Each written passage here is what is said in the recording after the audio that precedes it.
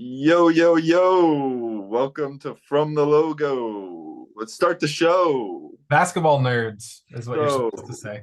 yeah, all you basketball nerds out there. I thought I'd try something different with the rhyming thing. It didn't really work. Colton, Riley, how are you guys this afternoon? Doing pretty good. Just enjoying the rest of the summer while it's here. It's going Been, fast. been beautiful. Colton's been a busy man. We finally locked him down for a podcast. Sorry we've been off for the last 10 days or so, but when you got as much going on as Colton, it's hard to lock the man down. Apologize to all the fans out there, all the viewers. I know that some of you are regulars around here, and you're thinking, "What the heck? Did we just go offline?" No, we did not. When you have a 6-month-old kid, sometimes things get in the way. My work asked me to travel last week, so I was out traveling, but excited to get back into this because I know that stuff has happened since I was Yeah, gone. I And was gonna say it was probably a good time because it's a little bit of a downtime in the league right now. But one big thing did drop while we were off. The NBA sending out a memo, giving a big to Damian Lillard and the Miami Heat. That was pretty satisfying as a Blazers fan. I'm not gonna lie because it just felt like bullshit. Everything that's gone on with the obvious collusion between Miami and Damian Lillard really putting Joe Cronin and the Blazers in a tough spot. No leverage to make a trade work and really get assets back for him. So the fact that the league kind of came down on the Blazers side, I like it. But Riley, pointed this out when the memo happened that the damage might already be done. I don't really know how much it's going to change anything. Kind of seems like everyone in the league knows what Dame wants, and it's going to take probably some hardball from the Blazers to really get anything of equal value back for them. Yeah, I mean, it was satisfying because the whole, last 2 months or whatever, it's just felt like how can they do this? Like, how can Dame and his agent play this game? It just doesn't feel right. There was no trade clause, no trade clause. He signed a 5-year extension with the Blazers and then just decided that he'd rather have that extension be with the Heat. That's not how the contracts work. And so it was really satisfying to hear that, no, that's not how they work. And no, you can't do that. But yeah, I do worry that maybe the damage has been done to some extent because he's already told every team in the NBA that he's only going to play for Miami. The one thing that helps is that apparently they got Dame to say in the meeting, that he would play for any team in the league, which when he says that, it makes me think, does that include the Blazers? But we'll get to that in a minute, I guess. spoiler alert, Yeah. we'll talk about it in a second. Uh, I, I loved it. Obviously, I do agree that the damage is probably already done. I think the NBA came in to like future proof this from happening again. Yeah, They're like on paper saying, in the future, don't do this again. The Blazers, you're probably still screwed, but I think it probably made no trade clauses a lot more valuable. The fact that the league came down on this, like players are gonna, players will want them more. yeah, probably negotiate those into their contract more in the future now if they can't just force their way onto whatever team they want without one. Well, after what Beal got traded for, which we can talk about, in depth more as well, obviously, like Dame is trying to go to a Beal-like situation where established stars are, and you don't want to lose any of them and still get the player for not a lot. So I don't know. We'll see what happens. My favorite part of this memo, because I was kind of looking through it again just to kind of touch up on it and make sure I got everything right. But it's funny that Goodwin, Dame's agent, denied stating or indicating Yeah, to any team that Lillard would refuse to play to them. He was in an interview where he almost verbatim said, "People know what's going to happen if they trade for Dame. He won't play." He didn't say it directly, but he basically insinuated it in the media in an interview. And then it's funny that it said the relevant teams provided descriptions of their communications with Goodwin that were mostly, though not entirely, consistent with Goodwin's statement. So Goodwin got caught in a bit of a lie, it sounds like. And I think that there should be some more coming down on this, because this brings out a whole problem with the Supermax contract structure as a whole. So Dame, who's to say he didn't have this plan maybe a year or two back where he's like, well, guess what? I'm going to get my Supermax extension and then I'm going to still play where I want. How is that fair for the league? The Supermax extension basically rule is there. If the player stays where he's been drafted, he gets rewarded with more money. How come he can sign a Supermax extension for more money and then demand a trade to one team? He should lose the Supermax money if he moves, if he demands out. I mean, how is that fair? Though that's the whole reason it's there, is to reward the player for staying with the team that drafted him. So you stay with the team that drafted him just to sign on the dotted line, and then as soon as you can, you demand out. I don't know.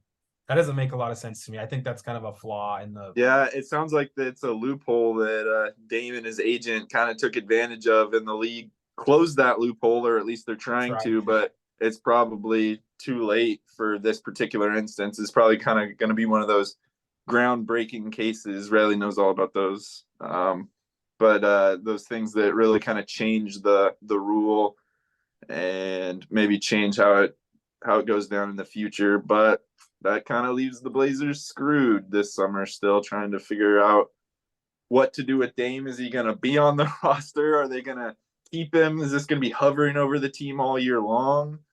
Well, we've talked about potential trades, okay? And we know what's out there. We know what the Heat have.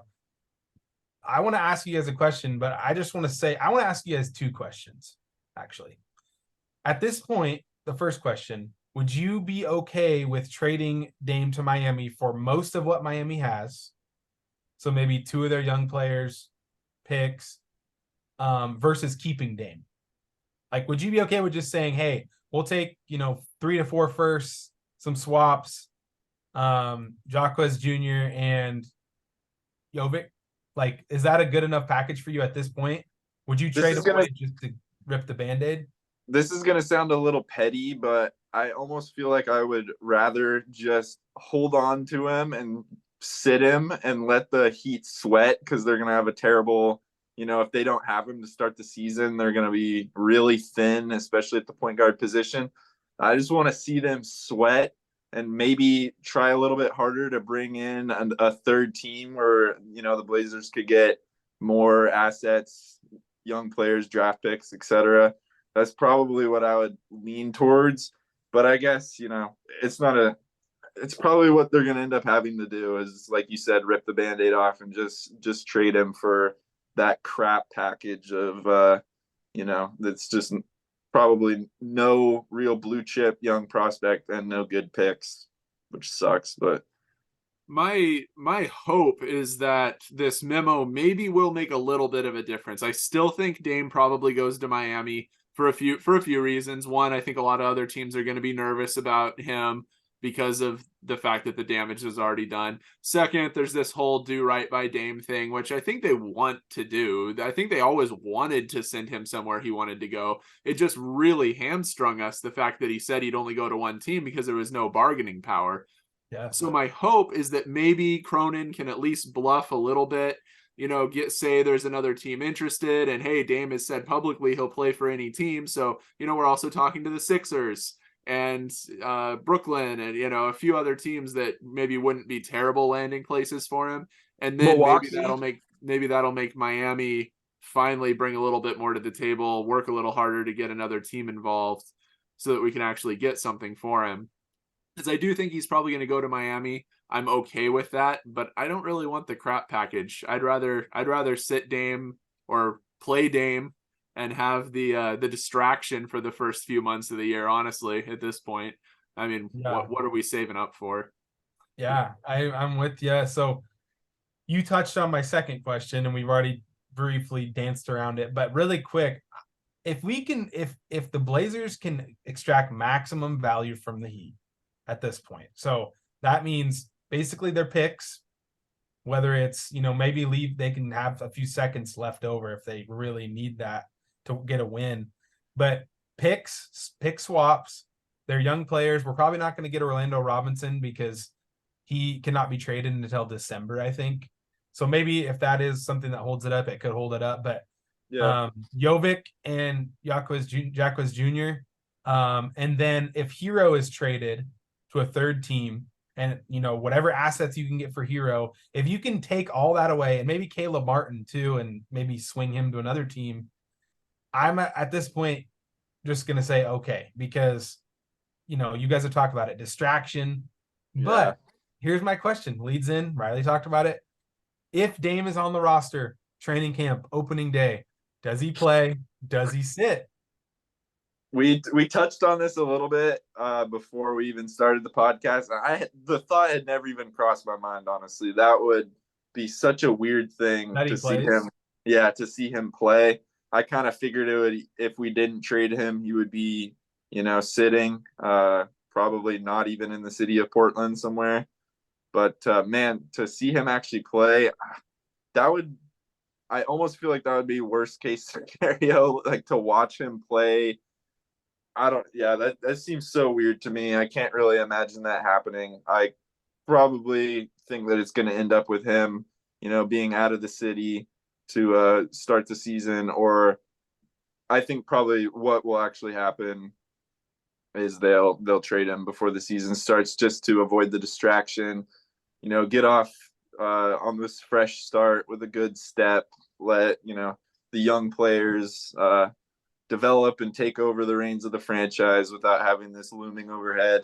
But man, that would be such a weird thing to see him play. And I don't think it would really be that good for the franchise. I love Dame and I've loved all of his moments as a Blazer, but that would just be too weird.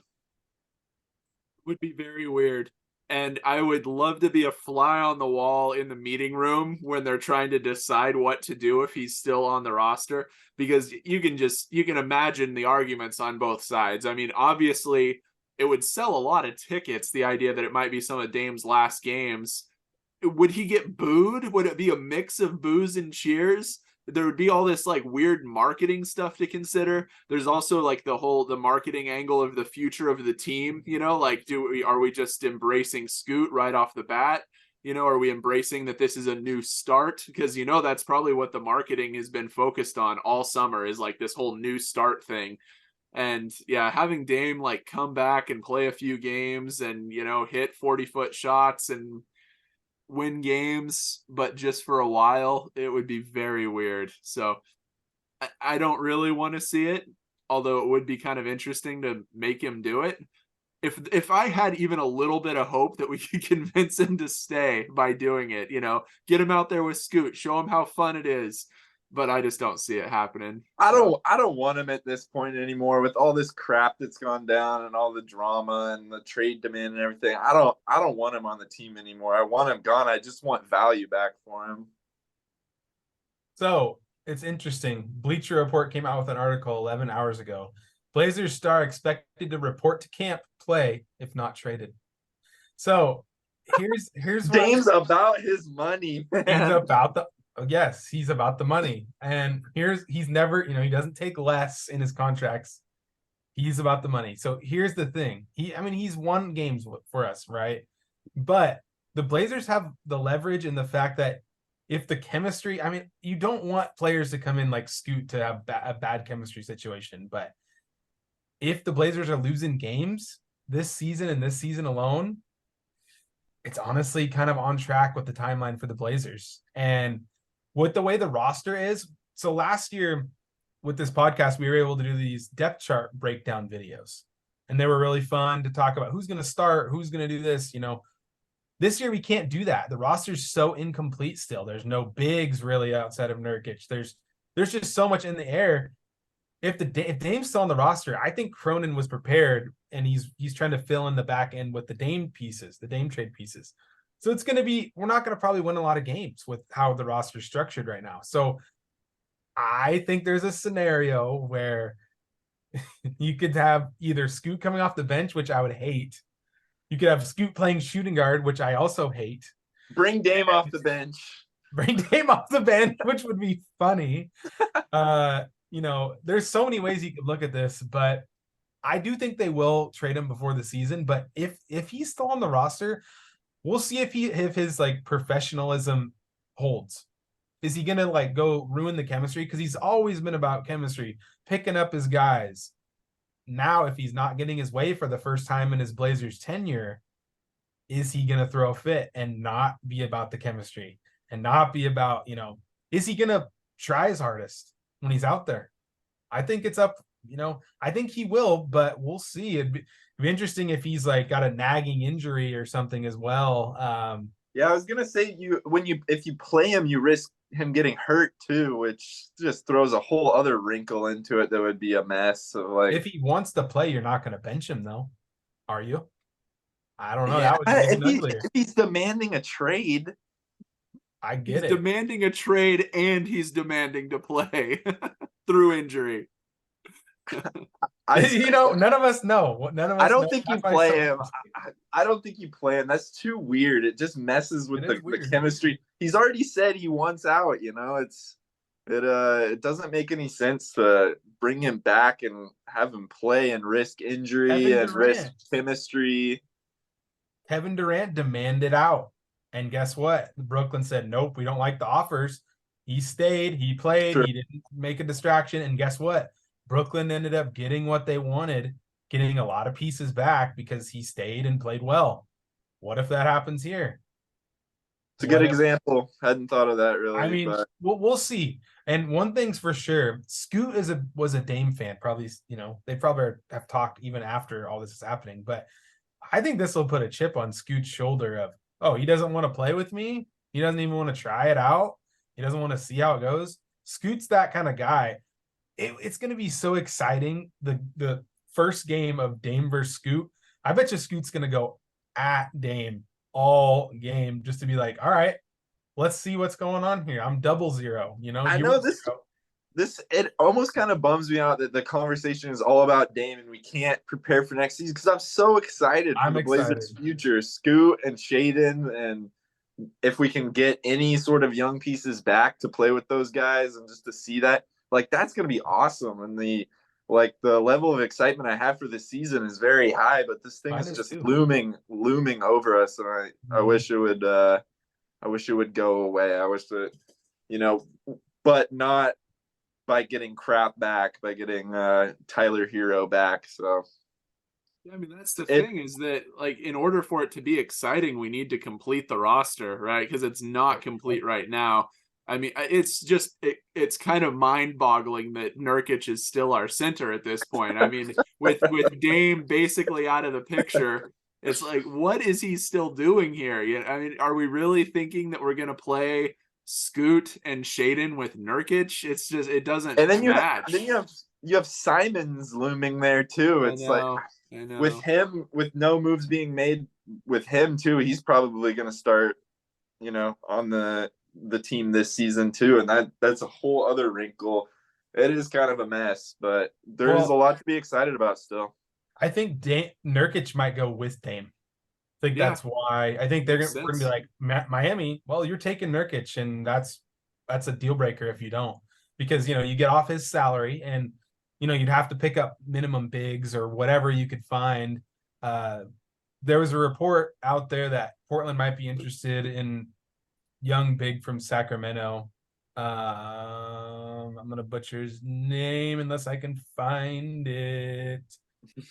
Anyways, just keep talking. But okay, I'm still gonna butcher his name.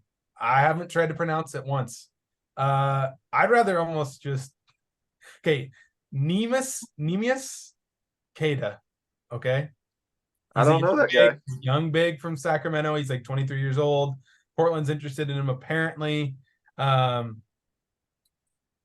point being, there's still there's still bigs to take, a chance on or take flyers on. And I think that after Nurkic will be packaged with Dame. I'm assuming. I still think that Brooklyn would be a good fit to send both of them out there, but we'll see. We'll see what happens. And you're right, the roster's not complete. Very few forwards on the roster. I know we're holding out for some forwards. And hopefully we can do a fun depth chart breakdown video if a month from now we're getting into the preseason and this is still the roster, it's going to be a crazy depth chart video because the One thing backup about center is Baji. One thing about the roster not being filled out really is I don't think that's a huge deal for the Blazers. They're not really trying to put out I mean, it would be nice to put out a competitive team, but that's not really the expectation. It's more about what can Scoot do, what can Shaden do, that sort of thing. And Ant fit with them. The Yeah, same exactly. CJ. I feel like more pressure is on Miami to put out a competitive team. Yep. And so the onus is kind of on them. Although, once they get Dame, they'll probably figure it out and mesh together. But they don't want to get off to too bad of a start. We've seen how that goes for teams when they think they can coast through the regular season and turn it on at the end of the season. But if you don't put yourself in a good position, although they were the 8th seed last year and they made the finals, I know, but they lost still, depth though. They lost, Vincent and Strus. Bruce. Almost like, oh, did they know Dame was maybe Collusion. to come their way because they didn't Collusion. keep either one of Vincent or Strus? Why not? That's so weird. It's almost like they might have heard he was coming before he officially asked out. How much time do we got? We want to talk about the Dame trade. With Dame not being traded, it's really halting the moves being made in the rest of the league. It feels like there hasn't been a trade, at least according to the NBA.com offseason trade tracker. There hasn't been a trade since July 17th. Very few big moves being made. Probably the biggest one, the Bradley Beal trade. Chris, and then Chris Paul was also involved in that and ended up going to the Warriors. John Collins went to the Jazz, but very little, going on in the rest of the league so far. What was the point of that for the Jazz? I'm still a little confused. Unless They're they're trying to play Markkanen at the 3 again, like he was in Cleveland, Yeah, because maybe. they have kind of a logjam of bigs. They have Kessler, Markkanen, Collins. They have Taylor Hendricks, who they drafted, who I really like. Could they be a member of the Dame trade? Yeah, I like honestly, I've mentioned this before, but I like Dame to Utah. That trade seems to make a lot of sense for both teams. They have a lot more young assets for the Blazers, and Dame, I think, with Markkanen and some of those guys would be at least in a better position than he is in Portland, but Yeah. probably not going to happen. But looming out there, James Harden hasn't been traded, even though he requested a trade to start the season. Riley mentioned, I think there's a little bit of questions around Donovan Mitchell, although Cleveland had a good regular season last year. They really flamed out in the playoffs, and I think he's maybe an expiring or at least eligible for a extension. So yeah. He still got. So that's a question mark out there. Yeah, what I heard with Donovan Mitchell is just that some insider people who know him and know the team and know kind of what his thinking is are saying that they should not plan on him being there long term. That He he's wants to go to probably Wow. Where? I heard that maybe he's looking at being a Knick as a good landing Still, spot for him. that was the rumor when he was in Utah too. That would kind of be a bummer for Cleveland that they took a flyer on him and it doesn't work out, but maybe they'll be able to get something back for him. But yeah, it's really, it feels like it is holding up the rest of the league. Not a very active offseason, really. Probably one of the more quiet off seasons in a few years that I can remember. And I think a big part of that is just because there's a couple big dams kind of holding things up with Dame and Hardin. Honestly, I think both of those are kind of big moves that people are waiting to see what happens. I don't think that Hardin has quite the list of suitors that Dame has at this point in his career, but it's still a big name, and it's good. Anyone who might be thinking that they would want to take him on, they have to consider having a big spot for salary for him. So it definitely holds things up.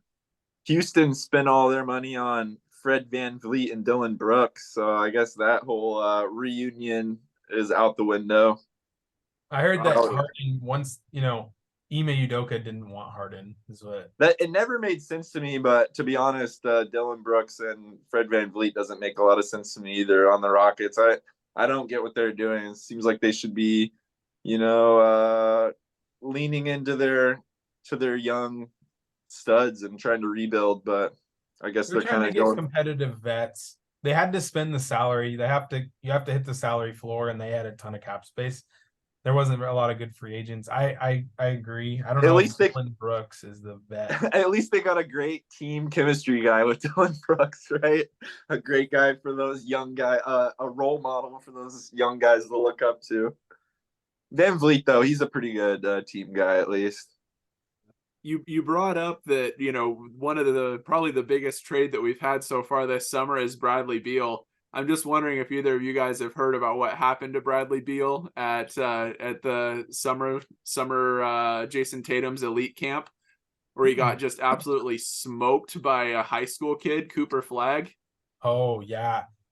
Okay, I didn't hear about that. Cooper Flag is a very big problem. He's going to be like the Scoot Victor type of, not body type of Victor, but prospect. He's like 15 years old and he is good. 16, Apparently, 6'8". Wow. apparently he really like upset Bradley Beal too by smoking him on like 6 straight plays. And apparently Bradley Beal got to the point where he started screaming profanity at the kid, which when you're screaming at a 15-year-old for smoking you in one-on-one, I mean, I we don't even do that and we're not good. So I don't know. Like that's anyway, it just goes to the fact that, Phoenix is going to be a big soft mushy disaster in my opinion. Their Oh, entire lineup is just the NBA all soft team, so it's gonna dang. be it's gonna be a lot of ego and a lot of people who would get smoked by 15-year-olds in one-on-one. Riley is not a big Oh, six. So Riley, where do you predict they finish this year in the regular season? I think most likely they're gonna hit injury problems and maybe not do so hot, like 6-7, something like that. wow. It could if they happen. if they stay super healthy, I mean, offensively they're going to be really tough, but I still think Defense. I think they're going to run into problems, whether it's injury problems, just refusing to play basketball problems and sitting, ego issues. I mean, all those things can just stack on top of each other and you end up in, fifth, sixth, seventh place. And, it's like, oh, it doesn't matter until the playoffs start, but we all know it does. Everyone says that, and then it totally matters. If you don't have the chemistry built because you only played a total of 7 games together over the season, like what happened in Brooklyn, for example. And what could happen to Miami if Dame doesn't go there in time? Yeah, you just hit a wall where talent Beal, only takes you so far. You got to have chemistry. I think it's funny that Beal, you're talking about Beal like that. So Beal really he's good, but he definitely thinks highly of himself. When they talked about the trade, they like interviewed him and he's like, yeah, when I heard I was getting traded to Phoenix, he's like, why would Phoenix trade Devin Booker? It's like, nah, dude, you're not going for Devin Booker's. Like, I don't know what kind of crack you're on, but you're not going for Devin Booker. ended up being a bunch of second round picks is what they ended up with, and Jordan Poole. That's Yeah. all they could get for him, But which what do you is guys think? probably the type of haul that Blazers are going to get for Dame. But No, but no, Beal is not on the same level as Dame. Beal actually had a no trade clause. It's not even the though same. Dame basically has a no trade clause with his, I'm not putting anywhere but Miami. No way. How's Blazers it different? Suns didn't have anything even to trade anyways. They didn't have picks because they already spent them all for KD. It's not going to be the same. They're not going to. The Wizards got swaps. They didn't even really get first. They got seconds and swaps. Blazers are going to get at least 3 firsts, if not 4. I don't see it's going to be anyway like that.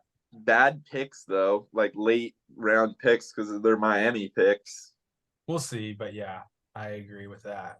Yeah, it probably won't be as bad as what Washington got, but I'm just saying it's going to be in the ballpark. They kind of pulled off the same move with these guys that have been, the face of the franchise for years, and And ended they're up kind of friends. getting Jack Diddley for them.